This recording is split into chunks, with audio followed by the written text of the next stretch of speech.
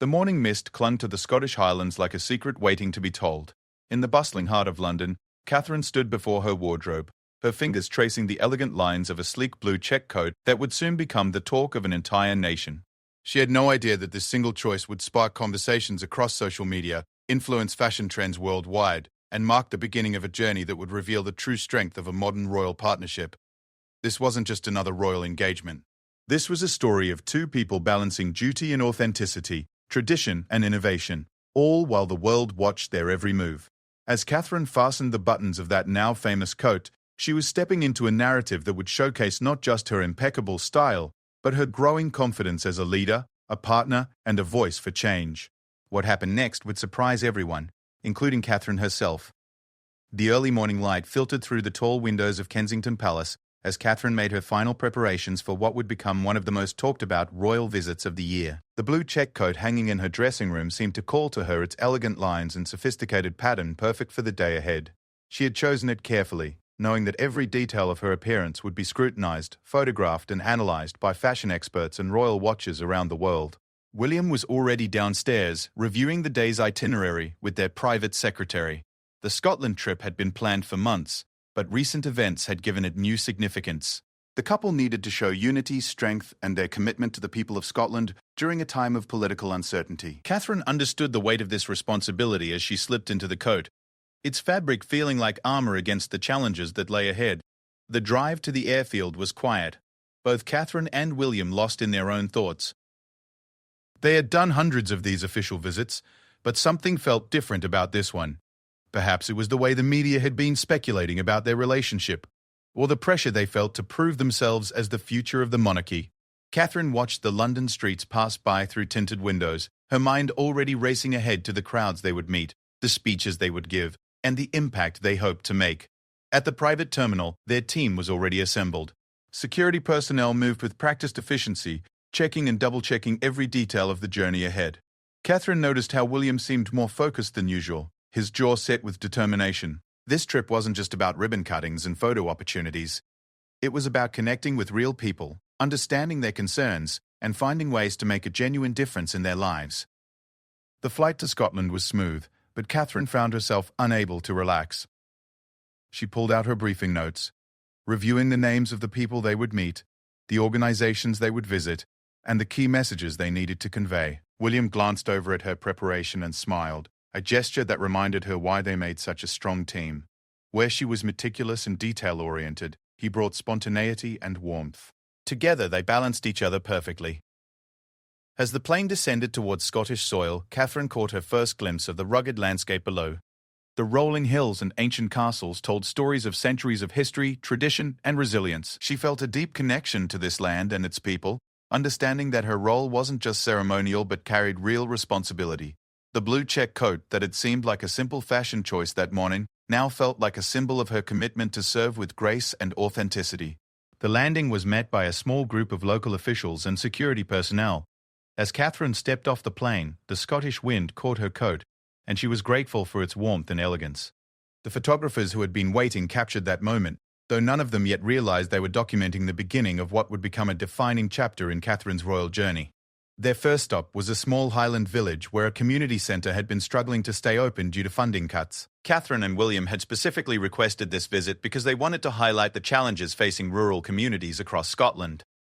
As their convoy wound through narrow roads bordered by stone walls and sheep pastures, Catherine felt her nervousness transform into excitement. This was why she had embraced royal life, for moments like these, when they could shine a light on important issues and hopefully make a real difference. The village of Kilmarnock had prepared for weeks for their arrival.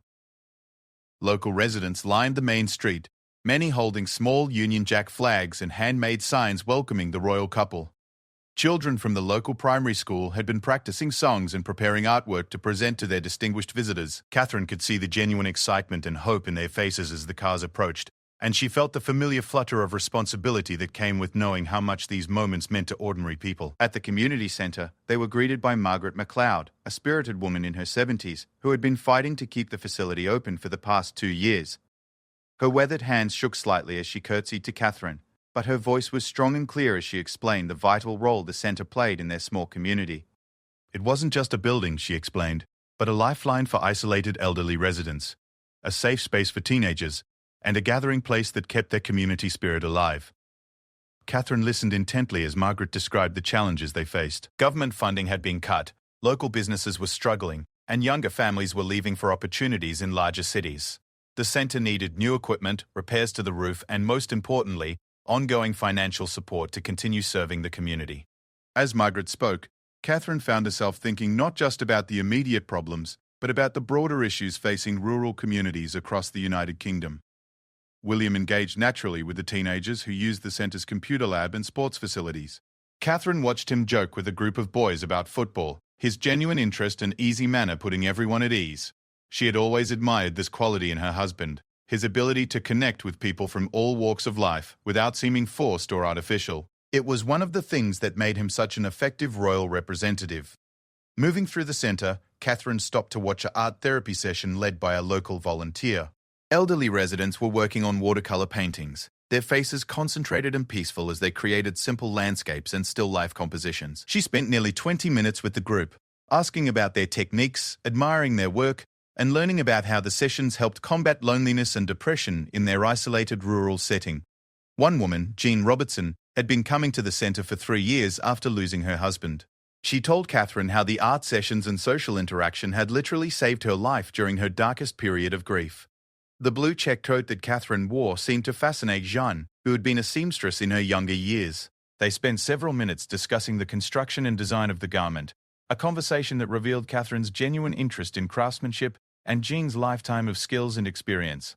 The kitchen facilities at the centre were being used to prepare a simple lunch for the royal visitors and community members. Catherine insisted on helping with the preparation, rolling up her sleeves and joining the volunteers in making sandwiches and serving tea.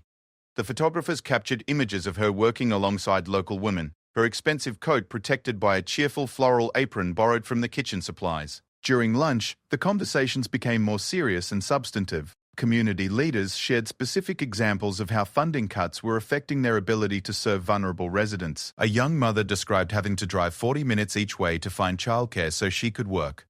An elderly man explained how the centre's transportation service was the only way he could get to medical appointments. These weren't abstract policy issues, but real challenges affecting real people's daily lives. Catherine took careful notes, asking thoughtful questions, and making it clear that she was truly listening and understanding. William contributed his own observations and experiences from similar visits across the country. Together they painted a picture of rural communities fighting to maintain their identity and support systems in the face of economic and social changes beyond their control. As the afternoon progressed, they toured other parts of the village, visiting the primary school, where children performed traditional Scottish songs and demonstrated Highland dancing. Catherine participated enthusiastically, attempting some of the simpler dance steps to the delight of the young performers. Her blue check coat swirled around her as she moved, creating a visual memory that would stay with those children for years to come. The school visit revealed another set of challenges. The head teacher explained how they struggled with outdated technology, limited resources for special needs students, and difficulty attracting qualified teachers to such a remote location. Catherine spent time in classrooms, reading with younger children and discussing science projects with older students. Her genuine engagement and interest were evident to everyone present, from the children themselves to their teachers and parents. At the end of the school visit, 10-year-old Sarah Mackenzie presented Catherine with a drawing she had made, showing the royal couple's visit. The picture depicted Catherine in her distinctive blue coat, standing with William outside the community centre, surrounded by smiling villagers and Scottish flags. Catherine was visibly moved by the gift, kneeling down to Sarah's level to thank her personally and promising to keep the drawing in a special place. As evening approached, their final stop was a local farm that had been in the same family for 4 generations. The farmer, Robert Fraser, explained the challenges facing Scottish agriculture, from changing weather patterns to international trade uncertainties. Catherine and William walked through muddy fields, seemingly unconcerned about their formal clothing as they examined crops and livestock, asking detailed questions about farming practices and economic pressures. The blue check coat that had started the day looking pristine now showed signs of their active engagement, with a small mud stain from the farm visit and wrinkles from hours of bending down to speak with children and elderly residents. Rather than detracting from her appearance, these imperfections seemed to enhance Catherine's authenticity and genuine involvement in the day's activities. During their final conversation with community leaders before departing, Catherine made several commitments that surprised everyone, including William. She promised to follow up personally on several of the issues they had discussed, to connect them with relevant charities and government programs, and to return within the year to see the progress that had been made. These weren't empty royal promises, but specific, actionable commitments that demonstrated her understanding of the real challenges they faced. As they prepared to leave Kilmarnock, a crowd of nearly 200 villagers gathered in the town square to bid them farewell.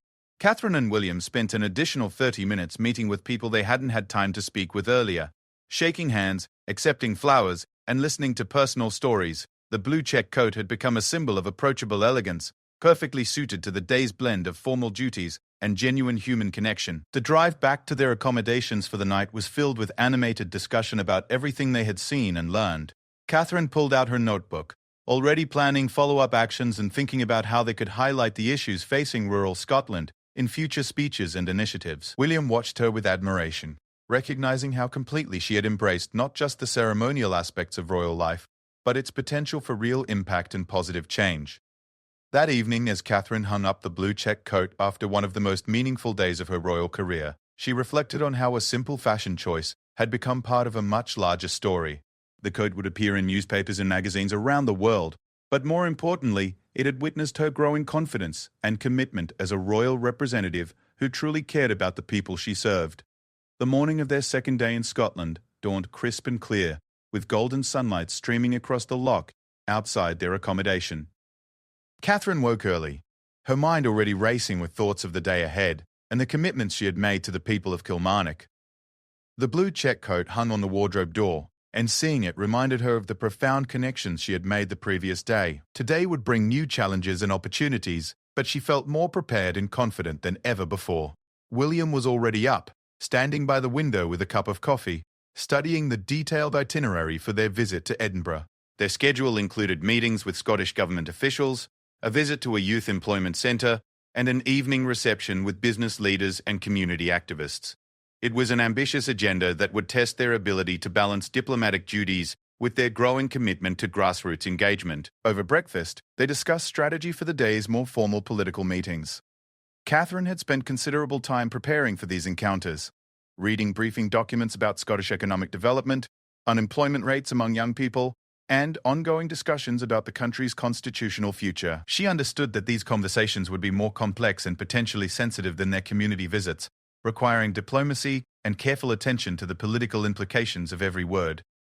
The drive to Edinburgh revealed the stunning diversity of Scottish landscapes, from rural farming communities to industrial towns to the magnificent architecture of the capital city. Catherine found herself thinking about the different challenges facing each of these areas, and how their royal platform could be used to highlight both problems and potential solutions.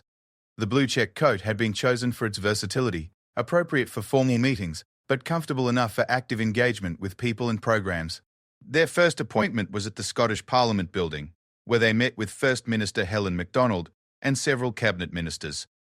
The meeting room overlooked the historic Royal Mile, and Catherine couldn't help but feel the weight of centuries of Scottish history surrounding their contemporary discussions. The conversations were cordial but substantive, covering everything from rural development funding to youth employment initiatives to environmental protection measures.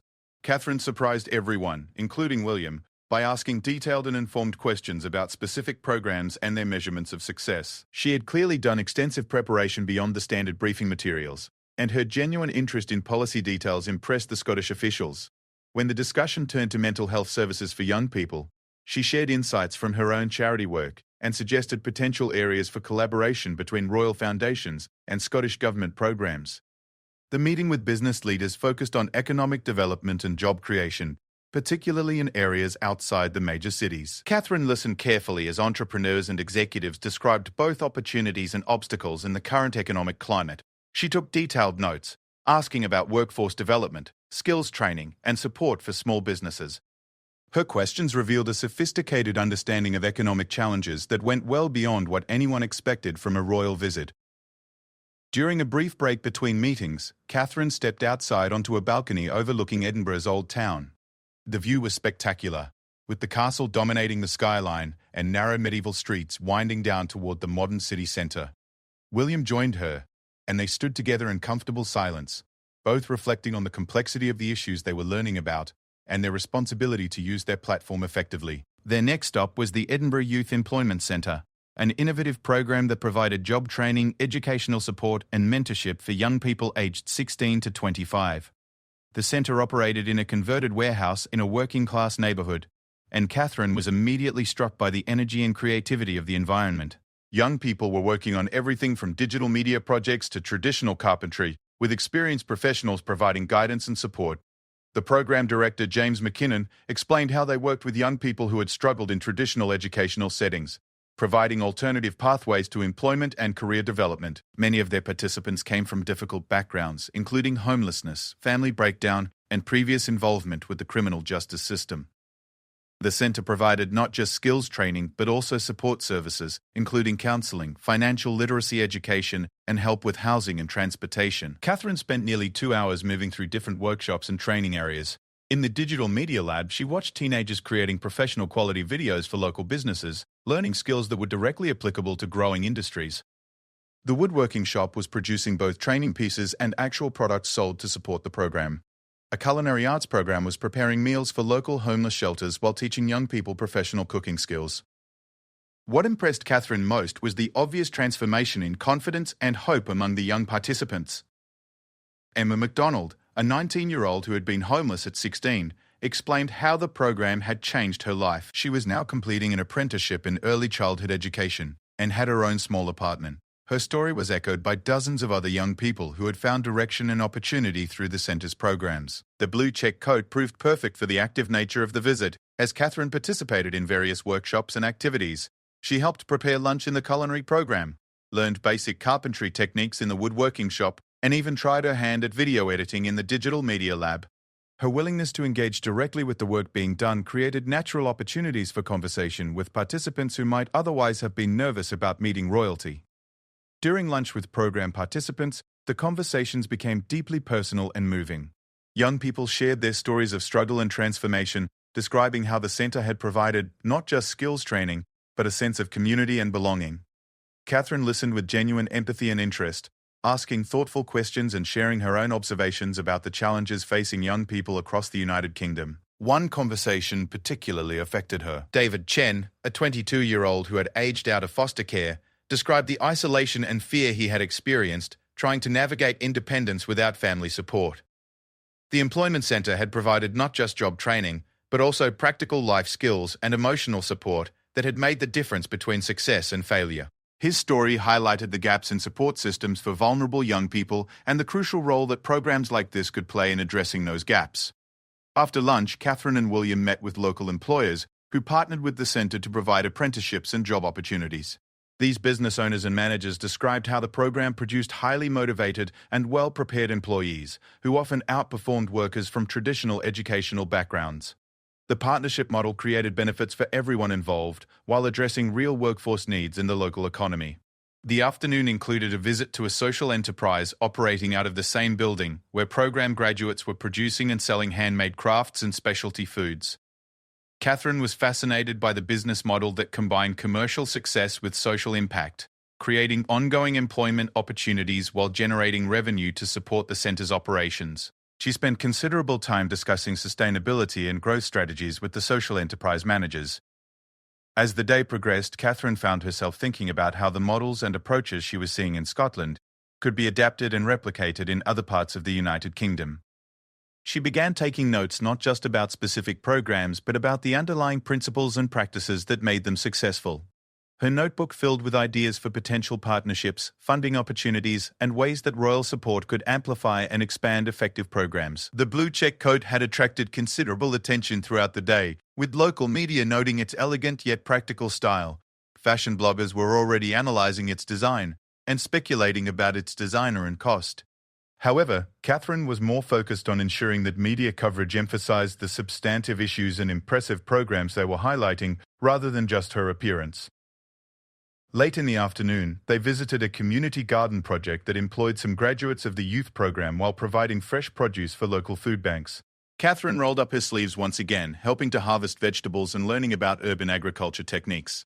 The physical activity and outdoor setting provided a refreshing change from the morning's formal meetings, and she clearly enjoyed the hands-on engagement with both the work and the people involved. The garden project illustrated another aspect of the center's holistic approach to supporting young people. Participants learnt not just job skills but also developed connections to their community, understanding of environmental sustainability, and pride in contributing to solutions for local problems. Catherine was particularly interested in how the project combined individual development with community benefit, creating multiple levels of positive impact. As evening approached, their final official event was a reception for community leaders, social entrepreneurs, and young people who had benefited from various programs they had visited. The venue was a historic building in Edinburgh's new town, elegantly decorated but with a warm, welcoming atmosphere that encouraged genuine conversation rather than formal protocol. Catherine moved through the reception with confidence and purpose, engaging in substantive conversations about the issues and programs they had learnt about during their visit. She had clearly internalized a great deal of information and was able to make thoughtful connections between different initiatives and organizations. Her conversations were informed by specific details and personal stories from their visits, demonstrating that she had been truly present and engaged throughout the day. The blue check coat remained elegant and appropriate for the evening event, its versatility once again proving perfect for the day's varied activities. Catherine had paired it with different accessories throughout the day, adapting her look while maintaining consistency and style. The coat had become a visual thread connecting all of their activities and symbolizing her approach to royal duties that balanced formality with accessibility. During the reception, Catherine made several informal commitments to follow up on specific issues and programs. She exchanged contact information with key organizers and participants, promising to stay informed about their progress and to look for ways to provide ongoing support. These weren't ceremonial gestures, but genuine commitments to continued engagement and relationship building. One of the most significant moments of the evening came when Catherine delivered brief impromptu remarks to the gathered group. Speaking without notes, she reflected on what she had learned during their visit and expressed her admiration for the creativity, resilience, and effectiveness of the programs they had seen. Her comments were personal and specific, referencing individual conversations and observations that demonstrated her deep engagement with the day's experiences. William watched his wife's confident presentation with obvious pride and admiration. Her growth in comfort and effectiveness as a public speaker had been remarkable, and her ability to connect personally with diverse audiences while maintaining appropriate royal dignity was increasingly impressive. Together, they represented a modern approach to royal duties that emphasized genuine engagement over ceremonial distance. As the evening wound down, Catherine and William spent additional time in smaller group conversations, continuing to learn and build relationships even as their official schedule was ending. The blue check coat showed signs of an active and engaged day, but Catherine looked as polished and energetic as she had that morning, sustained by the meaningful connections and substantive conversations that had filled their time. The drive back to their accommodation was filled with reflection on the day's experiences and planning for their final day in Scotland. Catherine's notebook was filled with contact information, follow-up commitments, and ideas for future initiatives.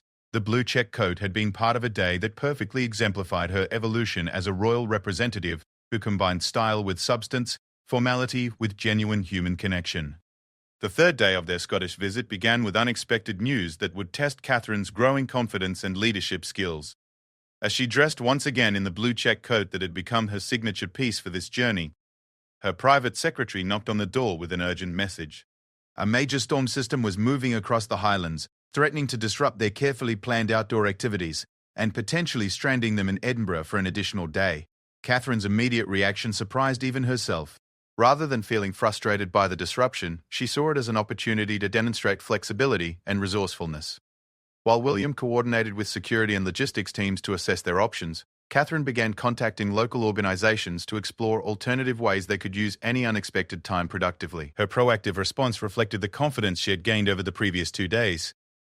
The blue check coat would prove essential as they navigated the changing weather conditions throughout the day.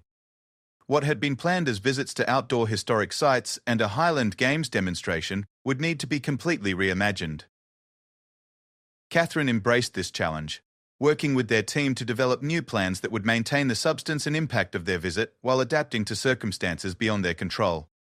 Their first scheduled stop was still possible despite the weather. The National Gallery of Scotland had prepared a special exhibition highlighting the work of contemporary Scottish artists, many of whom address social and environmental themes in their work. Catherine had always been drawn to art as a form of communication and social commentary, and this visit provided an opportunity to explore these interests while supporting Scottish cultural institutions.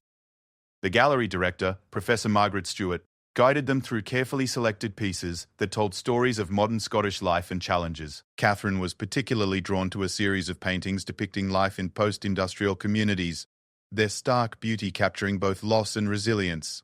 She spent considerable time discussing technique and meaning with the artists present, her questions revealing a sophisticated understanding of both artistic methods and social context. One artist, Robert McPherson, had created a powerful installation using materials from closed factories and mines, transforming industrial waste into something beautiful and meaningful.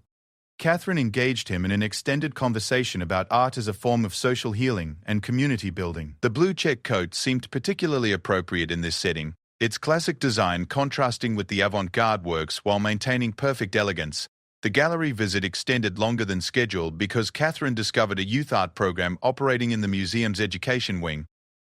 Despite the timing pressures created by the weather delays, she insisted on meeting with teenagers who were using art to explore their own experiences and aspirations. These young people came from some of Edinburgh's most challenging neighbourhoods, and the program provided both creative outlet and practical skills development. Working with professional artists and therapists, the young participants were creating a collaborative mural that depicted their vision of Scotland's future. Catherine was fascinated by their imagery and symbolism, asking detailed questions about their choices and the emotions they were trying to convey. The conversation revealed the complex perspectives of young people growing up in a time of rapid social and economic change. One 15-year-old, Aisha Patel, had immigrated to Scotland with her family 3 years earlier and was using her art to explore themes of belonging and identity. Her paintings combined traditional Scottish landscapes with symbols from her family's Indian heritage, creating something entirely new and personal. Catherine spent nearly 30 minutes discussing Aisha's work and experiences, clearly moved by her talent and resilience. The blue check coat attracted attention from the young artists, several of whom asked about its design and construction. This led to an impromptu discussion about fashion as art, traditional craftsmanship, and the relationship between clothing and personal expression. Catherine shared her own interest in supporting British designers and craftspeople, connecting her choices as a public figure to broader themes of cultural preservation and economic support. When it became clear that outdoor activities would be impossible due to the intensifying storm, Catherine made a decision that surprised her staff and security team. She requested permission to visit a women's shelter that hadn't been on their original itinerary, explaining that she felt strongly about using their unexpected time to address important but often overlooked issues. The shelter, operated by an organization called Safe Harbour, provided temporary housing and support services for women escaping domestic violence. Catherine understood that such visits required particular sensitivity and careful coordination, but she felt that her platform could help highlight the crucial work being done and the ongoing need for resources and support. The facility manager, Linda Morrison, quickly arranged a visit that would respect the privacy and safety of current residents, while allowing Catherine to learn about their programs and services. Many residents chose not to meet with the royal visitor for obvious privacy reasons, but several staff members and former residents were willing to share their experiences and insights. Catherine was deeply affected by what she learned during this unscheduled visit. The shelter provided not just safe housing but comprehensive support including legal assistance, job training, childcare, and therapeutic services. The complexity of issues faced by residents went far beyond immediate safety concerns, encompassing everything from immigration status to financial independence to rebuilding relationships with children. Sarah MacDonald, a former resident who now worked as a counsellor at the shelter, shared her own story of survival and recovery. She described the terror of leaving an abusive marriage with 2 young children, having no money or support system, and feeling completely alone and desperate. The shelter had provided not just physical safety, but the emotional support and practical assistance needed to rebuild her entire life. The blue check coat felt almost too elegant for this environment, but Catherine's genuine empathy and respectful engagement made her presence feel natural and appropriate. She listened without judgment to difficult stories, asked thoughtful questions about services and needs, and clearly communicated her admiration for both the staff and the women they served. During a private meeting with shelter staff, Catherine learned about the increasing demand for services and the ongoing challenges of funding and community support. Domestic violence had increased during recent economic pressures, but resources for support services had been reduced due to government budget cuts. The gap between need and available help was growing, creating dangerous situations for women trying to escape violence. Catherine took extensive notes during these conversations, asking about specific ways that royal support could help raise awareness and encourage both government and private sector support. She was particularly interested in programs that helped women develop job skills and economic independence, understanding that long-term safety often depended on financial self-sufficiency.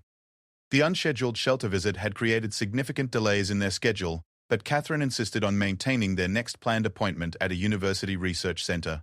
The Edinburgh Institute for Social Innovation was conducting groundbreaking research on community resilience and social entrepreneurship, areas that connected directly to many of the programs and issues they had encountered during their visit. Professor David Campbell and his research team had prepared a presentation on their findings about what made some communities more successful than others in adapting to economic and social challenges. Catherine was fascinated by the data and analysis, asking detailed questions about methodology and implications for policy development. The research suggested that communities with strong social networks, diverse economic activities, and inclusive leadership were most resilient in facing disruption and change. These findings connected directly to what Catherine had observed in Kilmarnock and Edinburgh, providing academic validation for many of the programs and approaches they had been learning about. The blue check coat was perfect for the university setting, maintaining formality while allowing for active engagement in academic discussions. Catherine's questions and comments revealed her growing expertise in social policy issues and her ability to synthesize information from multiple sources and experiences. During lunch at the university, Catherine met with students and faculty who were working on various research projects related to social innovation and community development. The conversations were stimulating and wide-ranging, covering everything from technology solutions for rural connectivity to innovative financing mechanisms for social enterprises. One graduate student, Michael Ross, was researching the impact of royal visits and public attention on community organizations and local development. His preliminary findings suggested that sustained engagement and follow-up were crucial for maximizing positive impact, confirming Catherine's instincts about the importance of her planned follow-up commitments. The afternoon brought an unexpected opportunity when the storm conditions improved enough to allow a brief visit to Edinburgh Castle. While the original outdoor activities remained impossible, they could tour the historic fortress and meet with representatives of Scottish heritage organisations who had gathered despite the weather challenges. The castle visit provided a powerful reminder of Scotland's complex history and its ongoing relationship with the broader United Kingdom. Catherine was particularly interested in learning about efforts to preserve and interpret Scottish history in ways that were accurate, inclusive, and relevant to contemporary audiences. Standing in the castle's Great Hall, surrounded by centuries of Scottish history, Catherine reflected on her own role in this continuing story. The blue check coat seemed to bridge past and present, combining traditional elegance with modern functionality. She understood that her presence and attention could help ensure that Scottish heritage and culture continued to thrive and evolve. The weather had prevented their planned attendance at a Highland Games demonstration, but several athletes and cultural performers had gathered at the castle to provide a modified presentation of traditional Scottish sports and arts. Catherine was delighted by this adaptation, participating enthusiastically in Highland dancing and even attempting to throw a carver under expert instruction. The blue check coat swirled around her as she moved through the traditional dances, creating a visual connection between royal formality and Scottish cultural tradition. The performers and spectators clearly appreciated her willingness to participate despite the challenging weather conditions and schedule disruptions. As evening approached, their final scheduled event was a private dinner with a small group of Scottish leaders from various sectors including business, academia, arts, and social services. The intimate setting allowed for more personal and substantive conversations about the long-term challenges and opportunities facing Scotland. Catherine's contributions to these dinner conversations demonstrated how much she had learned and absorbed during their visit. She was able to make thoughtful connections between different issues and organizations, suggesting potential collaborations and partnerships that might not have been obvious to participants working within their individual sectors. The blue check coat remained elegant and appropriate for the formal dinner setting, but its familiarity from the previous day's activities seemed to put everyone at ease. Catherine had become associated with active engagement and genuine interest, and the coat had become a symbol of her authentic approach to royal duties.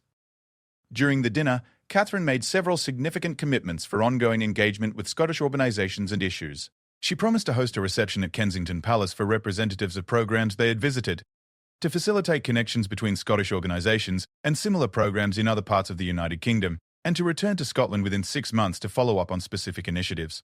These commitments represented a new level of personal investment in the issues and communities they had encountered. Catherine was moving beyond ceremonial royal visits towards sustained advocacy and support for specific causes and organisations. The blue check coat had been part of a transformation that surprised everyone, including Catherine herself. As their third day in Scotland concluded, Catherine and William spent time reviewing everything they had learned and experienced. The weather disruptions had forced them to be flexible and creative, leading to discoveries and connections that wouldn't have happened with a perfectly executed original plan. Catherine's confidence in handling unexpected challenges had grown significantly, as had her understanding of her potential impact as a royal advocate. The fourth morning of their Scottish journey brought clear skies and a sense of anticipation that electric energy seemed to fill the air around Catherine as she prepared for what would prove to be the most challenging and transformative day of their visit. The blue check coat hung ready, now carrying with it the memories and significance of 3 days of meaningful encounters and growing confidence. Today would test everything Catherine had learned about herself and her capabilities as a royal representative. Breaking news had reached them overnight about a crisis developing in a coastal Scottish community. A major employer in the fishing village of Port Mahomet had announced sudden closure, putting nearly 300 people out of work immediately and threatening the economic survival of the entire community. Catherine's private secretary had received urgent requests for the royal couple to visit and provide both moral support and public attention to the situation. William and Catherine made the decision together to alter their planned schedule dramatically, cancelling less urgent appointments to respond to this emergency. Catherine felt a surge of clarity about her priorities and purpose. The blue check coat would accompany her into a situation where her presence could make a genuine difference in people's lives during their darkest hour. The drive to Port Mahomet took them through some of Scotland's most beautiful but isolated countryside. Catherine used the journey time to study briefing materials hastily prepared by their team, learning about the community's history, the economic factors that had led to the closure, and the likely impact on families and local businesses. The factory had been the backbone of the local economy for over 50 years, with many families having worked there for multiple generations. As their convoy approached the village, Catherine could see the signs of shock and uncertainty. Groups of people stood together on street corners, their body language reflecting the gravity of their situation. The factory parking lot, which would normally be full of workers' cars at this time of day, stood eerily empty. Catherine felt the weight of responsibility as she prepared to meet with people whose entire way of life had been suddenly disrupted.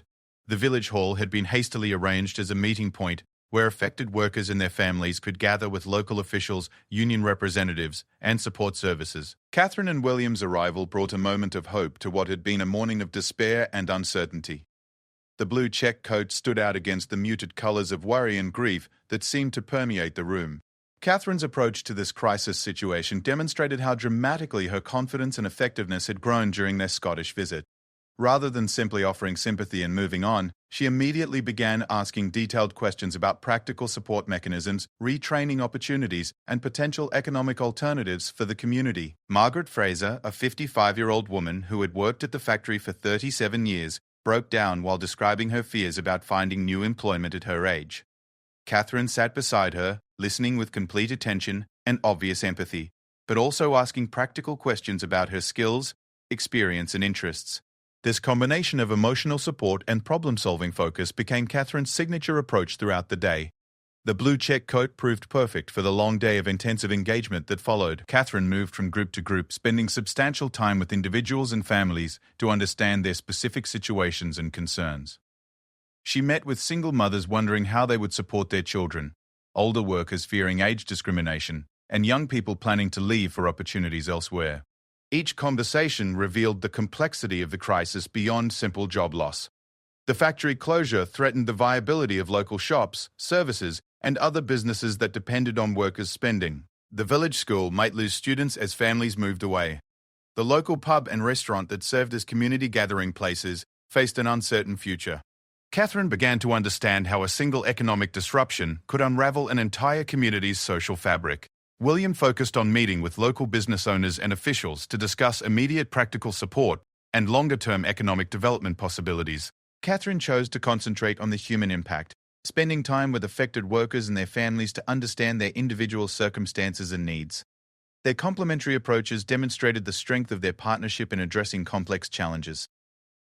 After spending 2 hours in individual conversations, Catherine requested permission to address the entire gathering. Standing at the front of the village hall, still wearing the blue check coat that had become a symbol of her authentic engagement, she delivered remarks that surprised everyone with their specificity and substance. She had clearly absorbed enormous amounts of information during her conversations, and her comments referenced specific details about local challenges and individual circumstances.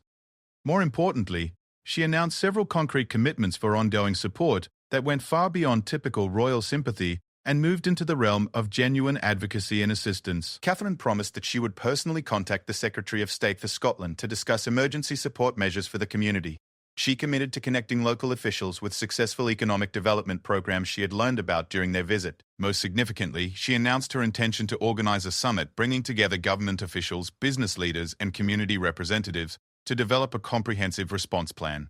These commitments represented a new level of personal investment and political engagement for Catherine. She was using her royal platform not just for ceremonial purposes but as a tool for practical problem-solving and advocacy. The blue check coat had witnessed her transformation from royal visitor to community champion. Following her address, Catherine spent additional time meeting with local young people who were facing difficult decisions about their futures. The factory closure meant that many would need to leave Port Mahomet to find work, potentially ending centuries-old family connections to the community. Catherine listened to their dilemmas with obvious concern and began brainstorming ways to create local opportunities that might allow some to stay.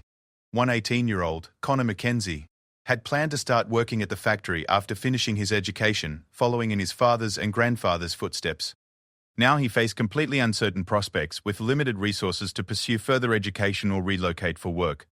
Catherine spent nearly 30 minutes discussing his interests and abilities, ultimately connecting him with information about apprenticeship programs and educational support that might provide alternative pathways. The blue check coat remained elegant despite the emotional intensity of the day's activities. Catherine's ability to maintain appropriate dignity while engaging in deeply personal conversations demonstrated her growing mastery of royal duties that balanced formality with genuine human connection.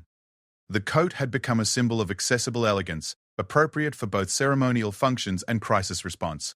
During lunch at the local pub, Catherine continued her informal meetings with community members, while also learning about the broader economic challenges facing Scotland's coastal communities.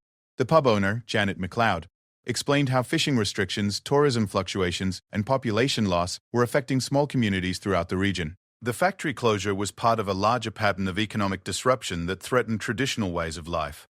Catherine's questions revealed her increasing sophistication in understanding economic and social policy issues. She asked about government support programs, European Union regulations, infrastructure needs, and workforce development initiatives.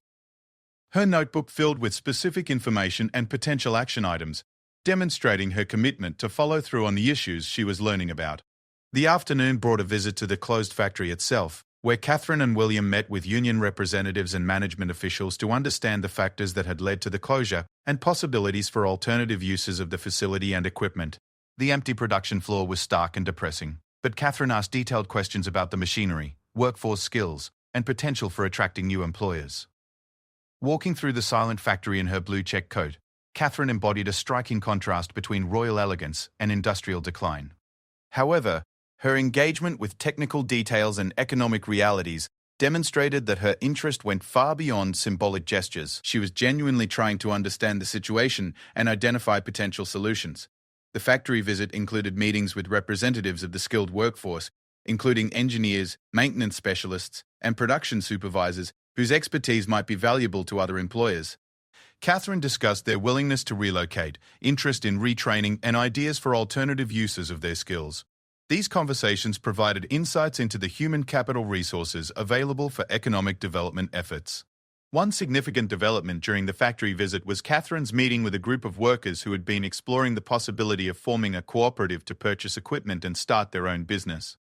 Their preliminary business plan focused on producing specialized components for renewable energy installations, taking advantage of their manufacturing skills while entering a growing market. Catherine was fascinated by this entrepreneurial response to crisis, and spent considerable time discussing their plans, financing needs, and technical challenges. She promised to connect them with business development experts and potential investors, demonstrating her commitment to supporting innovative solutions, rather than simply offering sympathy. The blue check coat had now witnessed Catherine's evolution from ceremonial visitor to active problem solver and advocate.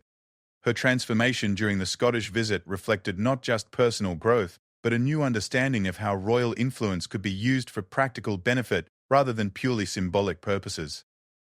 Late in the afternoon, they visited the village school where teachers and parents were discussing the potential impact of population loss on educational programs and community services. Catherine participated in these conversations as both a concerned observer and a parent herself, understanding how community disruption affected children's stability and opportunities. The school principal, Robert Campbell, explained how they were already seeing effects as some families made immediate decisions to relocate. The school's music and sports programs might be eliminated due to reduced enrollment, and several specialist teachers might lose their positions. Catherine listened with obvious concern, understanding how educational disruption would compound the other challenges facing the community. During her school visit, Catherine spent time in classrooms with children who were trying to understand what the factory closure meant for their families and their future. Her conversations with these young people revealed their anxiety and confusion, but also their resilience and hope.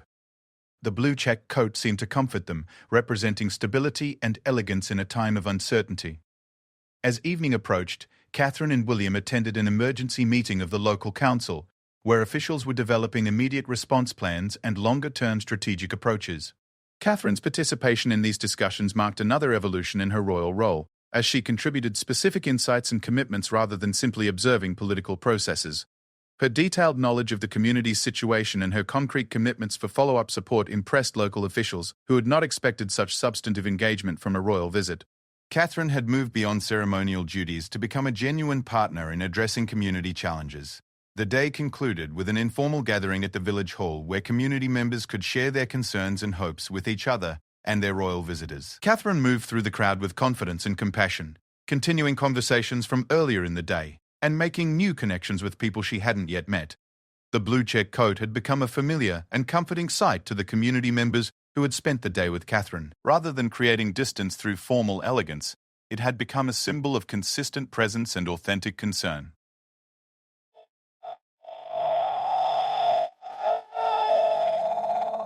Catherine had used fashion as a tool for connection rather than separation. As they prepared to leave Port Nahomac, Catherine made one final commitment that surprised everyone, including William. She announced her intention to return to the community in 3 months to follow up on the progress of support efforts and to participate in the business development summit she had proposed. This wasn't a typical royal promise, but a specific, accountable commitment to ongoing engagement. The drive away from Port Nahomac was quiet and reflective. Catherine spent the time reviewing her notes from the day and planning immediate follow-up actions. The blue check coat had been part of one of the most meaningful and impactful days of her royal career, demonstrating how personal style could support rather than overshadow substantive engagement with important issues. That evening, as Catherine prepared for their final day in Scotland, she reflected on how dramatically her understanding of her royal role had evolved. The blue check coat hanging in her wardrobe represented not just a fashion choice, but a symbol of her transformation into a royal representative who combined traditional elegance with modern effectiveness and genuine commitment to making a difference in people's lives. The final day of their Scottish journey dawned with a sense of completion and transformation that Catherine could feel deep in her bones. As she dressed one last time in the blue check coat that had become so much more than a garment, she reflected on the extraordinary week they had experienced. The coat now carried with it the stories of every person she had met, every conversation she had engaged in, and every commitment she had made to return and follow through. This morning was different from all the others. Catherine felt a new confidence in her abilities and a clear understanding of how she wanted to use her royal platform going forward. The blue check coat had been part of a journey that had transformed her from a dutiful royal representative into a passionate advocate for real change. Today would bring final meetings and farewells, but also new beginnings and a redefined sense of purpose. Their first appointment was a return visit to the Edinburgh Youth Employment Centre, where Catherine had promised to announce new support initiatives based on what she had learned during their time in Scotland. The young people who had shared their stories with her earlier in the week gathered again, along with program staff and local officials who were curious about what concrete support the royal visit might produce. Catherine arrived with a detailed proposal that surprised everyone with its scope and specificity. Working with her team overnight, she had developed a plan for a new Royal Foundation initiative focused on supporting youth employment programs across rural Scotland. The proposal included specific funding commitments, partnership arrangements with existing organisations, and measurable goals for impact over the next 3 years. The The blue check coat seemed particularly appropriate for this formal announcement, combining elegance with the practical, accessible style that had characterized Catherine's approach throughout their visit. As she presented the proposal, she referenced specific conversations and individuals from their week, demonstrating how completely she had absorbed and internalized the experiences they had shared. Emma MacDonald, the young woman who had shared her story of transformation from homelessness to stable employment, was visibly moved as Catherine described how her experience had influenced the design of the new support program. The initiative would specifically address the gaps in services that Emma and others had identified, including housing support, mental health services, and ongoing mentorship beyond the completion of job training. The announcement represented a new model for Royal charitable work, moving beyond traditional patronage to active program development and implementation. Catherine had used her Scottish visit not just to learn about existing needs, but to design specific responses that could make measurable differences in young people's lives. Following the announcement, Catherine spent additional time meeting with program participants and staff to discuss implementation details and ongoing partnership arrangements. Her questions revealed a sophisticated understanding of program management, evaluation metrics, and sustainability challenges. The blue check coat had witnessed her evolution into a serious social policy advocate.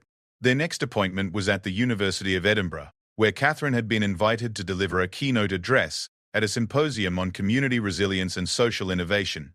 The invitation had come as a result of her impressive engagement with academic researchers earlier in the week, and her acceptance had surprised many who hadn't expected such intellectual engagement from a royal visit.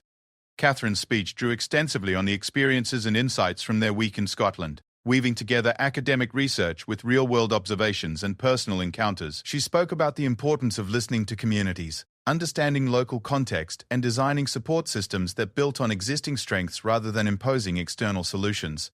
The blue check coat was perfect for the academic setting, maintaining royal dignity while reflecting the practical, engaged approach that Catherine had demonstrated throughout their visit. Her speech was interrupted several times by spontaneous applause as she described specific examples of innovation and resilience they had witnessed. One of the most powerful moments in her address came when Catherine spoke about the factory workers in Port Mahomac who had responded to crisis by developing plans for cooperative ownership and renewable energy manufacturing.